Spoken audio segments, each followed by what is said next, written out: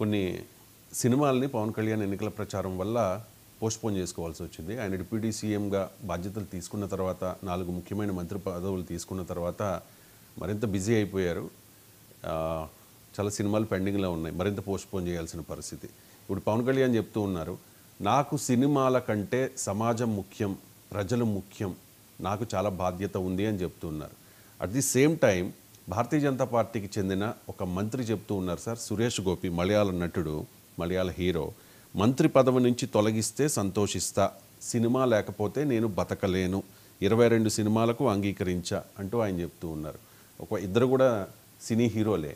ఒకరేమో సినిమాలే నాకు ముఖ్యం అంటూ ఉన్నారు సురేష్ గోపి, నాకు సినిమాలు ముఖ్యం కాదు ప్రజలే ముఖ్యం అంటూ ఉన్నారు పవన్ కళ్యాణ్. ఒకసారి పవన్ కళ్యాణ్ బయట కూడా ప్లే చేయండి. అందుకని ముందు గ్రామాలు పచ్చగా ఉండాలని కోరుకునేవాడు.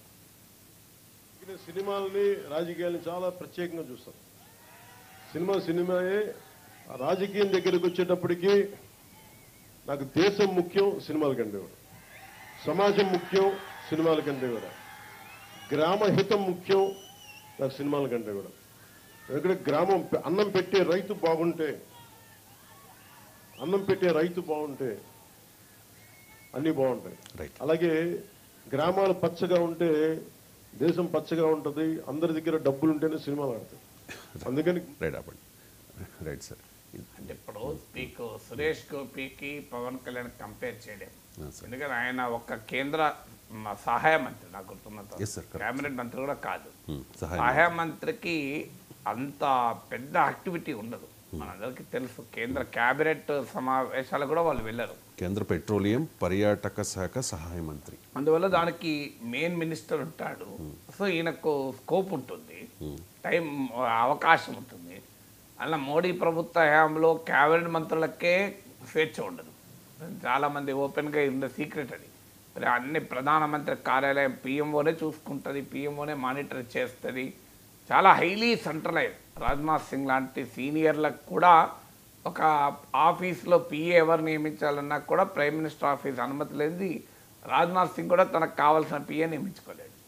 అది మోడీ క్యాబినెట్లో కొద్దిమంది మంత్రులు మినహా మిగతా వారు అందుకే అంత పెద్ద ఇమేజ్ కూడా ఉండదు. మీరు గమనించండి, మీకు రాజ్నాథ్ సింగ్, నితిన్ గడ్కరీ, నిర్మలా సీతారామన్, అశ్విని వైష్ణవ్, ఇలా ఒక 4-5 మంత్రులు, పీయూష్ గోయల్, మీకు మిగతా మంత్రులు క్యాబినెట్ మంత్రులు పెద్ద చర్చలో కూడా ఉండరు.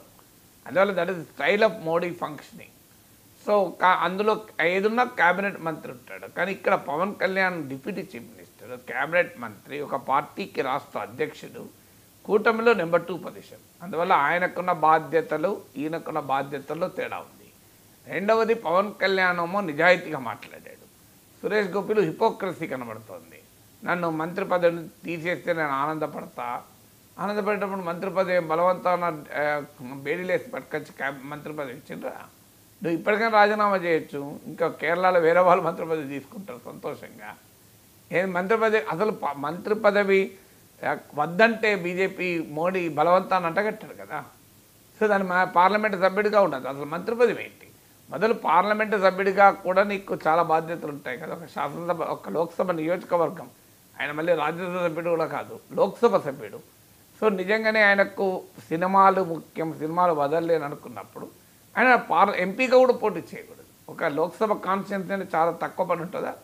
మరి ఆయన రాజ్యసభకు తీసుకొని రాజ్యసభలో ఉన్నారనుకోండి, రాజ్యసభలో సచిన్ టెండూల్కర్ ఒకరోజు ఒక్క మాట మాట్లాడకుండా 5-6 ఏళ్ళు ఉన్నాడు.